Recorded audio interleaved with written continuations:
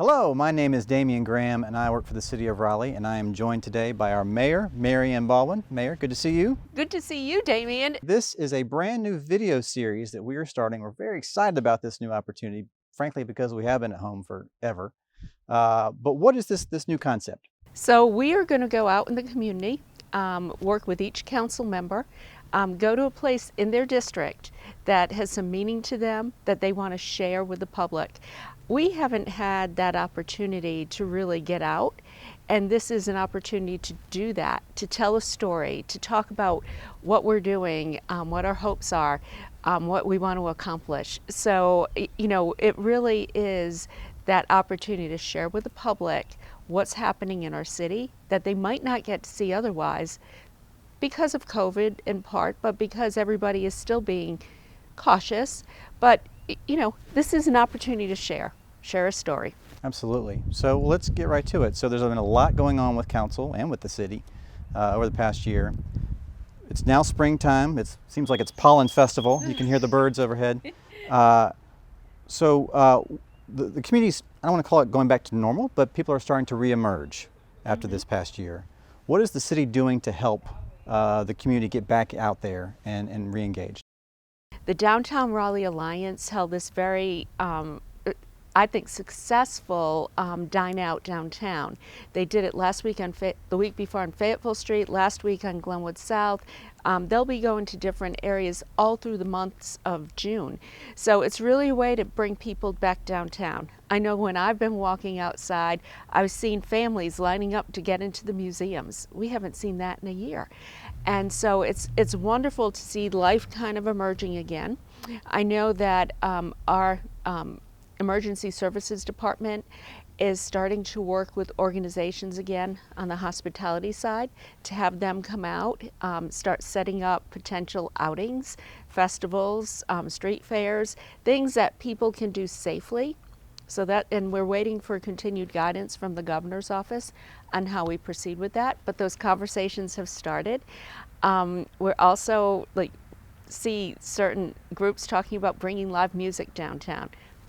Awesome. We want to see that the sound and feel the excitement of being downtown again. We're also working with the Downtown Raleigh Alliance on using our public spaces differently. So restaurants and retail shops can open up differently. They can use the sidewalks, they can use parklets, making our downtown more attractive and more pedestrian friendly and bike friendly. So if there's not cars lining every street, that's an opportunity for people to put in parklets and do some of the things that we've been talking about. We're also going to hold a work session with DRA May 11th at 4 p.m. We're inviting our downtown residents and businesses to call in, kind of tell us their ideas, what they need, what they would like to see happening downtown as we begin this rejuvenation. And I was talking to Carrie Painter at the convention center the other day, and she said that they are starting to get inquiries again. They're lining up sports tournaments, volleyball, basketball, whatnot. So they're excited to have people coming back to our convention center. So one of the biggest issues facing our community and is being talked about all the time is affordable housing.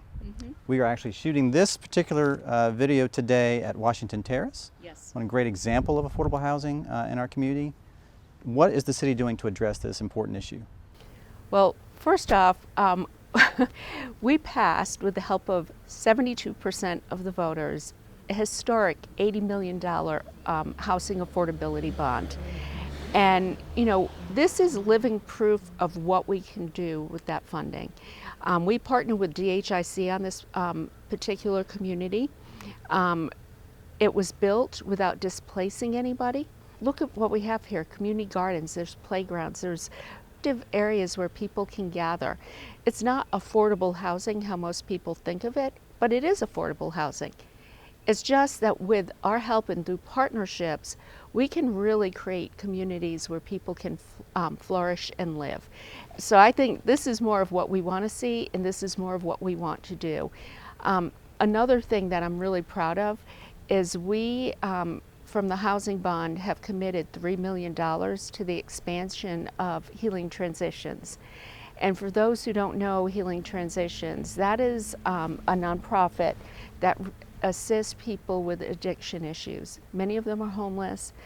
They don't have jobs. They're trying to find their way through life. And they have a highly successful program for both men and women. This will aid in their expansion. And believe me, it will be $3 million well spent. They also happen to be next to Dick's Park. And I can't think of a greater way to pay tribute to the legacy of Dick's than really helping those who need our help the most. Some of the other things that we've done, accessory dwelling units. We made them, people can build an accessory dwelling unit, or granny flat as they're commonly known, on their property by right now. We addressed the issue of cottage courts. Cottage courts are smaller homes, usually about 1,200 square feet, that share like backyard space, community space, but really popular out west. It's a way to put more housing and build that gentle density. Right now, you can only build a townhouse in 20% of our city. 20%. That's usually somebody's entree into the housing market. I really believe that we can change things by offering people choices, and that's what missing middle housing will do. It currently exists in some of our most desirable neighborhoods, from Oakwood to Cameron Park to University Park, Mordecai, Boylan Heights, not to mention places like that are newly developed, like Renaissance Park, and also on Oberlin Road, the community that Gordon Grubb is re-envisioning. And you know what I really want people to think about is how we look at this in the future. Looking at transit lines, how do we ensure that housing affordability and housing choice is represented along those transit lines, especially BRT? How do we ensure that our development community is working with us and we're working with them to encourage them to include affordable units in their projects? So there's still work to be done, but we've come a long way. So one last question for you, Mayor. You have a special new initiative that's coming up just next weekend. Tell us about that. Well, I did the trash talking video, and yes, we have been getting lots of complaints about trash lining our streets. We know that NCDOT has had some issues with their budget, and now we have to really step up and do something. So on the 24th, we are doing a community event with Activate Good and others to bring our community together to do cleanup in our city. So I will be out there, members of our council will be out there. We hope that people, volunteers will come out and join us. I believe 5 sites have been selected for the initial cleanup. So we're working with our sanitation department and others to really get out there and make a statement. So we're hoping people will join us and be part of the solution. Absolutely. Come join us on Saturday the 24th to help think clean for Raleigh. Yep. Well, Mayor, thank you. This is always great, a chance to sit down with you. If you have any questions about any information we talked about today, please visit our website, raleighnc.gov. Mayor, thank you as always. Thank you, Damien. See you next time. See ya.